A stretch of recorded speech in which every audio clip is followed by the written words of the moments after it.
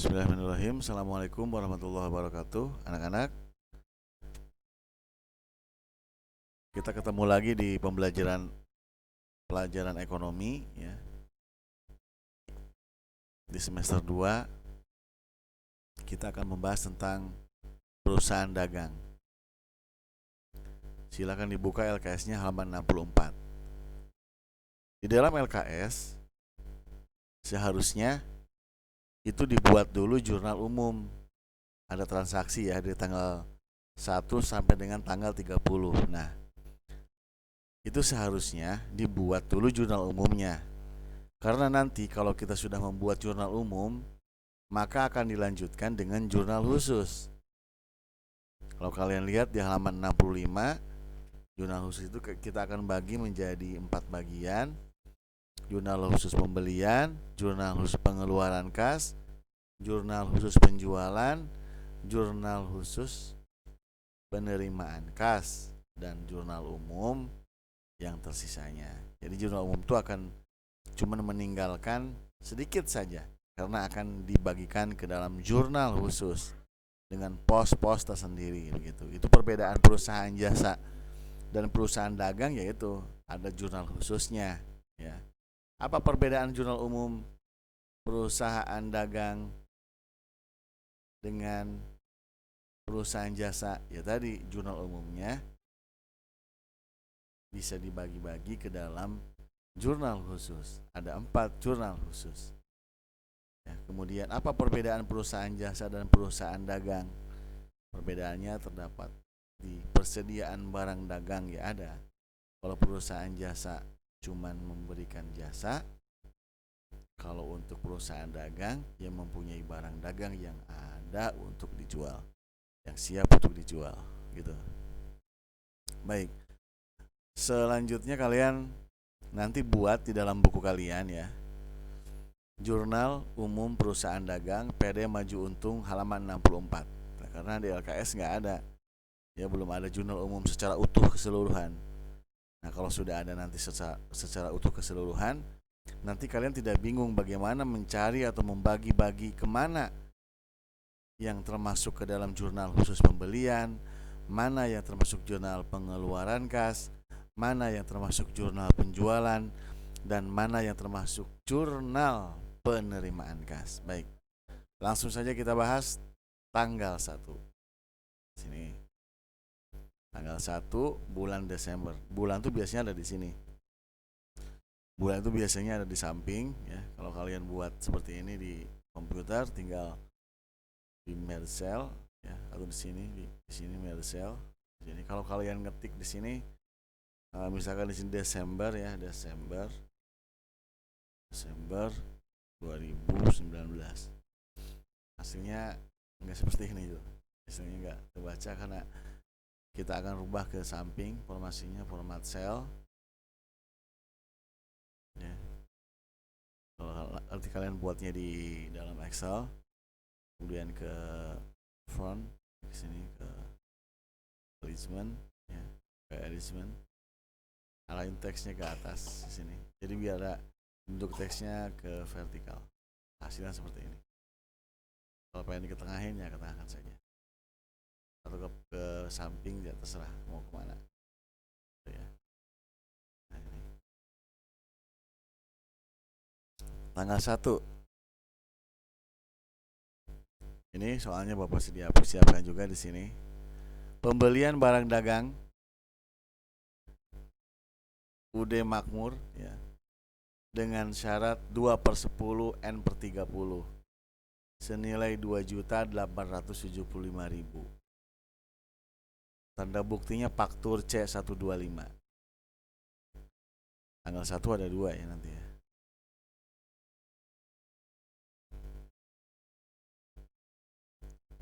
Bagaimana? Kita kembali ke rumus akun. Pembelian barang dagang ini secara tunai atau secara kredit. Nah, kalau secara tunai biasanya disebutkan secara tunai dengan cash gitu ya, atau tunai. Kalau secara kredit biasanya dia tidak bilang secara kredit, tapi dia ada syarat.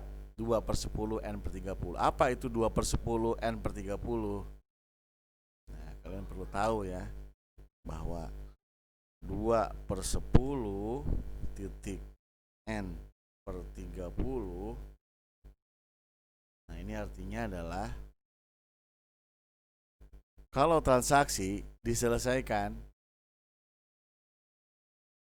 sebelum ataupun selama 10 hari dari tanggal transaksi dibayar, maka akan mendapat potongan 2%. Sekali lagi, 2/10 artinya pada saat transaksi dibayar 10 hari setelah tanggal transaksi, maka akan mendapatkan 2%. Tapi kalau tidak bisa dibayar lebih dari tanggal 10, dia tidak dapat potongan. Tapi maksimal 30 hari sudah harus dibayar. Gitu. Jadi 2/10 N per 30 artinya akan mendapatkan potongan selama atau sebesar 2% apabila dibayar 10 hari dari tanggal transaksi, dan selambat-lambatnya dibayar 30 hari setelah dari tanggal transaksi. Gitu artinya. Jadi secara kredit. Bagaimana cara penempatan rumus akunnya ini? Kalian masih ingat ya, harta kalau bertambah ditulis di debit dan berkurang di kredit. Utang bertambah di kredit kalau ditulisnya ya, dan berkurang di debit. Terus karena kita akan menyelesaikan pembelian itu posisinya di debit. Pembelian. Berarti kalau rumus ini pembelian barang dagang, berarti ini adalah transaksi pembelian. Maka kita taruh di debitnya adalah pembelian.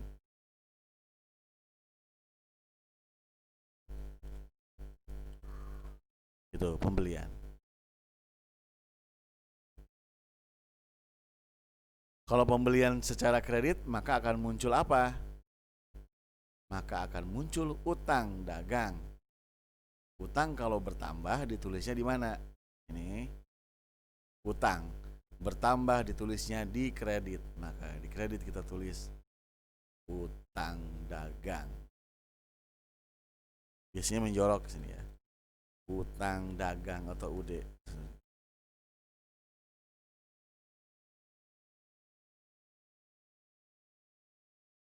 Nah, gitu. Sebesar berapa? 2.875.000. Ini juga sama. 2.875.000. Kita format ke dalam titik ya, format titik biar terbaca dengan baik. Klik kanan, format cell, number, use separator. Oke. Maka berbentuk titik. Kalau kita ngetik di Excel 2.875 itu artinya 2 koma ya. Kalau jadi secara tulisannya harus tanpa titik, tanpa koma, harus original. Kalau pengen hitung bener itu adalah 2.875.000 seperti ini penulisannya. Itu ya. Ini hasilnya nih. Transaksi tanggal 1. Tanggal 1 lagi. Kok ada 2 sih Pak transaksinya? Ya nggak apa-apa, 2 mau 5 terserah. Kali itu ada transaksi ya silakan saja mau berapapun gitu. Ya. Gimana sampai sini? Ngerti nggak? Nah, nanti kan kita akan menyelesaikan transaksi sampai dengan tanggal 30 tuh. Jadi jurnal umumnya harus dibuat dulu ya, gitu. Oke? Ya. Kita lanjut. Baik, kita lanjut. Tanggal 1 bagian kedua. Dibayar beban listrik dan telepon. Kita tulis yang beban di debit seperti rumusnya di sini. Beban kalau bertambah ditulisnya di debit. Beban listrik dan telepon. Berapa nomor referensinya? Tanda buktinya 01 BKK garis miring BKK. Apa itu Pak referensi itu Pak? Ya tanda buktinya. kalau beban listrik misalkan bayarnya pakai stroke, ya stroke-nya 01 BKK misalkan. Atau kode BKK artinya bagian keuangan misalkan, atau apa nggak tahu lah. Itu terserah ya, terserah perusahaannya pakai kode-kode tersebut, terserah. Misalkan transaksi pertama tadi pakai faktur, ya faktur ditulis faktur C123 gitu. Beban listrik berapa? 625.000. Tuh. Di kreditnya apa? Kalau kita bayar beban pasti menggunakan uang kas. Sedangkan menurut rumus bahwa kalau harta di dalamnya ada kas, berkurang ditulisnya di kredit. Oke. Maka kita tulis karena bayar bebannya pakai uang kas, tulis kas berkurang di kredit sebesar 625.000. Itu. Tanggal 2. Tanggal 2 diterima pembayaran wesel tagih. Jadi sebelumnya si perusahaan ini punya piutang dagang. Punya piutang dagang ya. Sebesar berapa piutangnya? Ya kita hitung. Di sini kan yang dicairkan sebesar 11.448.000 nih total penerimaannya. Termasuk untuk bunga. Berarti di sini termasuk pendapatan bunganya gitu ya. 648.000. Jadi punya piutang wesel tagih. Kita lihat, kita hitung 11.448.000 nih dikurangi 648.000. Kita pengen ngehitung piutangnya berapa ya, maka sama dengan 11 juta dikurangi 648 adalah 10.800.000. Biar gak pusing kita lihat format ini ya, pakai titik ya biar gak pusing hitung-hitungnya. Sini. Nah gitu. Maka di sini ada piutang, masuk kas dulu ya. Berapa? Ada tanda buktinya nggak? Ada dong Pak. Berapa? 01 garis miring BKM gitu. Pak sama Pak, beda ini BKK, ini BKM. BKM apa Pak? Yaitu sih kode-kode aja, kode-kode perusahaan gitu ya. Kalau untuk pendapatan mungkin di sini BKM gitu. Jadi uang kasnya bertambah gitu ya. Sebesar 11.448.000. Gitu. Nih. Terus di debitnya apa Pak? Tadi. Karena kita memperoleh piutang, maka piutang yang kita punya asalnya jadi berkurang. Lihat nih. Kelompok harta ada piutang. Piutang kalau dibayar pasti berkurang. Ya. Ditulisnya di kredit. Maka kita tulis di sini adalah piutang. Itu sebesar berapa? 10.800.000. Gitu. Debit dan kredit seimbang belum? Belum Pak. Ini 11 juta, ini 10.800.000. Terus apa lagi Pak? Biar bisa menyeimbangkannya adalah pendapatan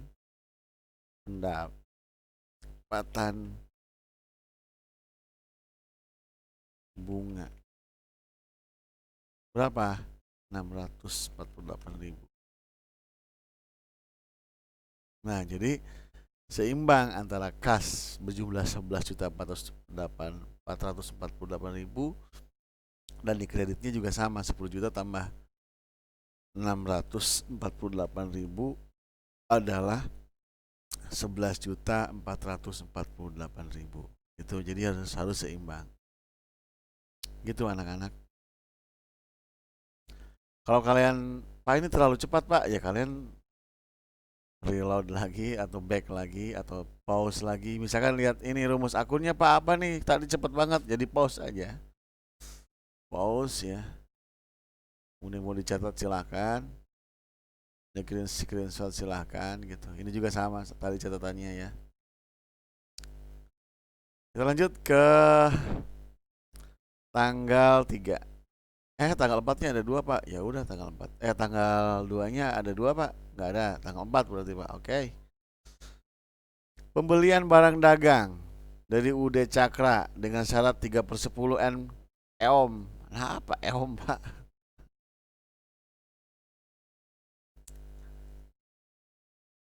3/10 per EOM. Naon Pak EOM teh, Pak? Karena arah-arane N of one ya. Eh, bulan tuh apa sih? Mon gitu ya. Mon. Gitu ya. Mon. Benar nggak? Kalau salah penulisan bahasa Inggrisnya ya mohon maaf lah, coba diperiksa Linda ya. Akhir bulan gitu akhirnya EOM itu. Ya. 3 potongan 3% kalau dia bayar 10 hari dari tanggal transaksi. Kalau belum nggak bayar-bayar juga, ya dia nggak dapat potongan, tapi harus dibayar di akhir bulan gitu. Ya, harus akhir bulan. Kalau dia transaksinya tanggal 3, hitung 10 hari ke depan. Kalau 10 harinya 10 hari dia itu apa namanya? Bayar ya dapat potongan 3%. Kalau nggak dibayar akhir bulan bayar. Itu ya Om. Oke, kita lanjutkan lagi. Pembelian ya, tulis pembelian. Pasti secara kredit ada syarat ya. Pasti pembelian secara kredit kalau nggak. Berapa? Fakturnya berapa? G B 1809. Biar membedakan antara transaksi satu dengan transaksi yang lain, tanda buktinya ini gitu fakturnya. Referensinya gitu. Berapa pembeliannya? 3.950.000. Jadi apa di kreditnya? Kalau pembelian dengan syarat, maka menjadi utang dagang kayak tadi transaksi tanggal 1 ya. Sejumlah ini. Itu. Oke. Kalau lanjut ya kalian ketik di kolom komentar komentar WA grup ya. Tanggal 4 lagi.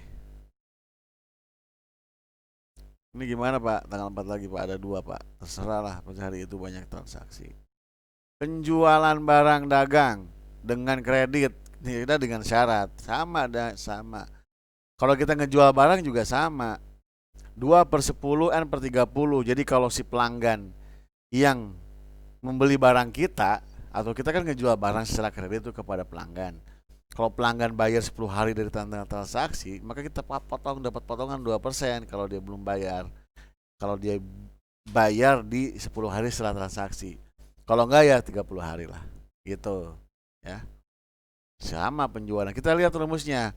Kalau penjualan, rumusnya ditulisnya di mana? Penjualan di kredit. Tuh, di kredit, penjualan tuh harus di kredit ya transaksinya. Di debitnya apa, Pak? Nanti mikir dulu lah, penjualan dulu aja di sini. Nah, gitu. Penjualan. Mau habis waktunya ya. Aduh, habis Gitu, penjualan ya. Berapa penjualan di kredit tuh? Sebesar berapa? 27.500.000. Gitu. Oke.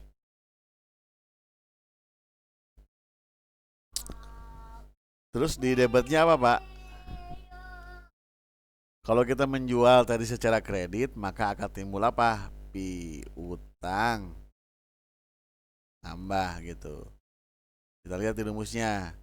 Piutang termasuk kelompok harta. Kalau bertambah ditulisnya di debit. Gitu ya. Piutang. Berapa? Sebesar berapa? 27.500.000. Gitu. Lanjut nomor 5. Tanggal 5. Kalau nggak ngerti ketik ya di kolom komentar. WA group gitu maksudnya.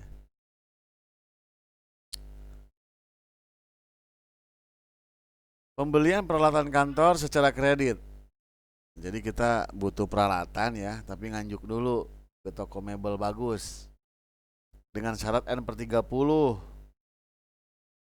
Jadi nggak ada potongan, pokoknya dibayar tanggal 30. Bukan tanggal 30 ya. Maksudnya 30 hari maksimal dari tanggal transaksi itu harus sudah dibayar gitu ya. Itu nggak ada potongan tuh. Cuma N per 30 aja. Ya udah, kita tulis pembelian ya. Pembelian apa? Ya nanti kode-kodenya ini yang berpengaruh. Di sini ada faktur M212. Faktur sableng ya. Pembelian seharga 6.375.000. Nah ini. Kalau kita beli secara kredit, kok secara kredit nggak ada di sini Pak? Tulisannya ada Pak nih. Tanggal 7-nya nggak ada Pak. Tanggal 5 ke tanggal 7. Ada nih tulisan secara kredit. Kalaupun nggak ada secara kredit tapi ada dengan syarat, artinya itu dilakukan transaksi secara kredit gitu ya anak-anak. Maka akan timbul apa? Utang dagang sebesar 6.375.000. Sorry. Betul. Tanggal 7 penjualan barang secara tunai. Nah, sekarang kita akan menjual barang secara tunai. Kita lihat rumusnya. Penjualan itu apa? Ditulisnya di kredit, Pak. Kalau kita jual barang secara tunai, maka akan mendapatkan apa? Uang atau kas. Apa kodenya? 02 BKM.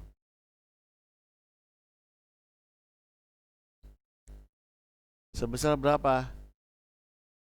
1.375.000.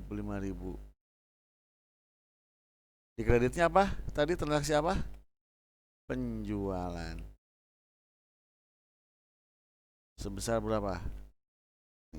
Debit dan kredit harus selalu seimbang. Tanggal 8.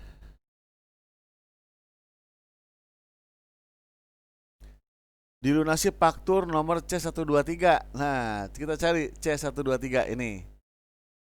Ini ngapain sih kita tanggal ini? Membeli barang secara kredit dari UD Makmur ya, dengan syarat 2/10 tanggal 1 ya. Kita bayar tanggal 8. Nah, kita hitung ya. Tanggal 1 ya. Tanggal 1, ini Bapak perkecil dulu biar kelihatan, kita hitung ya, tanggal 1, tanggal 2, tanggal 3, tanggal 4, tanggal 5, tanggal 6, tanggal 7, tanggal 8. Gitu kan? Nah, tanggal ini tanggal nih. Ini tanggal nih. Nah, ini tanggal. Sedangkan syaratnya 2/10. Jadi harus 10. Ini syarat nih. Ya, syarat. Jadi 10 hari dari sini ya.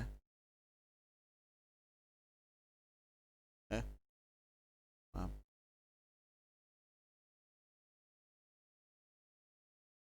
Nah, kita termasuk ke dalam syarat ini enggak nih? Syarat nih. Ini Bapak tunjukin ya. Kalau kalian mau nulis silakan di ini tulis. Ini syarat. Nih Bapak kasih panah. 2/10 artinya akan mendapat potongan 2% kalau 10 hari gitu. Nah ini. Tadi kan transaksinya tanggal 1. Nih ya, tanggal 1. Jadi ini area kuning. Ini area hijau. Gitu. Jadi kita harus jangan melebihi area kuning di sini. Nah, area kuning. Karena kita bayar tanggal 8, berarti kita termasuk ke dalam syarat ini, mendapat potongan 2%. Ya, gitu. Ya. Sekali lagi, 2/10 N per 30 artinya adalah kalau kita membayar 10 hari dari tanggal transaksi, maka mendapat potongan 2%. Kalaupun tidak bayar, tidak bisa dibayar tanggal 10, ya silakan bayar dalam tempo waktu 30 hari, tapi Anda tidak akan mendapatkan potongan 2%, gitu artinya. Oke, deal ya. Berarti transaksi tanggal 8 adalah mendapatkan potongan sebesar 2%. Nah, ini. dilunasi. Kalau dilunasi ya berarti kita akan melakukan pembayaran ya, melakukan pembayaran. Berarti apa? Kita akan mengeluarkan apa? Mengeluarkan uang ya. Kita akan mengeluarkan uang. Sebesar berapa transaksinya? 2.875.000. Benarkah? Ya. Kita akan mengeluarkan uang sebanyak itu? Tidak lah Pak. Karena kita memperoleh potongan sebesar 2% Pak. Oh iya. Oke. Berapa? Penerimaan kasnya berapa? Kita hitung dulu ya. Berapakah 2% dari 2.875.000 gitu. Ya udah kita kalikan 2.875.000 dikalikan 2% gitu kan. Berapa? Ya segini nih ya. 57.500. Itu artinya apa? Potongan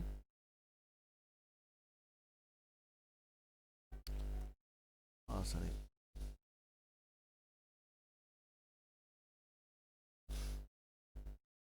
Mana sih ini?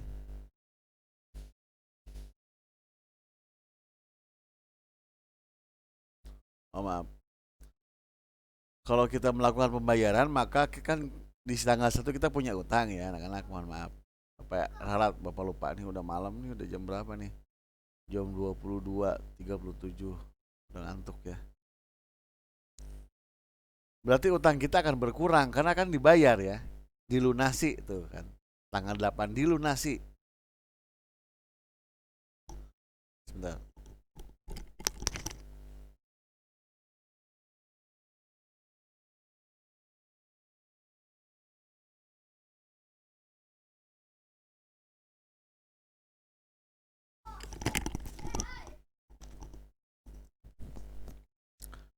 Maka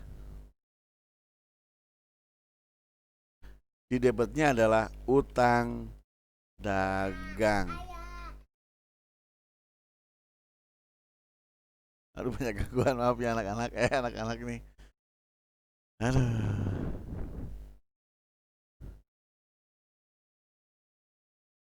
Nih ya. Utangnya sebesar berapa? Utangnya 2.875.000. Nih. Terus bayarnya pakai apa? Di kreditnya apa Pak? Kalau bayar utang berarti pakai kas. Berapa kasnya Pak? Apakah segini Pak? 2.875? Tidak lah anak-anak. Kita bayarnya sebesar 2.875 dikurangi 57.500. Apa 57.500? Adalah potongan pembelian ya. Jadi kas cuma bayar 2.817.500. Oh, dan di debitnya lagi namanya adalah potongan pembelian. Sebesar berapa? Satu lagi untuk menyeimbangkan di bagian kreditnya, maaf bukan bagian debit tadi ya. Bagian kreditnya adalah 57.500, yaitu potongan pembelian sebesar 2% dari 2.875. Sehingga kalau dijumlahkan 2.817.500 ditambah 57.500 adalah 2.875.000. Tugas kalian adalah melanjutkan tanggal 10, 11, 12, 13 sampai dengan tanggal 30. Silakan tulis di buku kalian berikut namanya, tulis namanya ya. Nama dan kelas jangan lupa di buku kalian atau di kertas yang besar misalkan boleh. Dipoto, diupload yang akan Bapak berikan linknya di Google Form.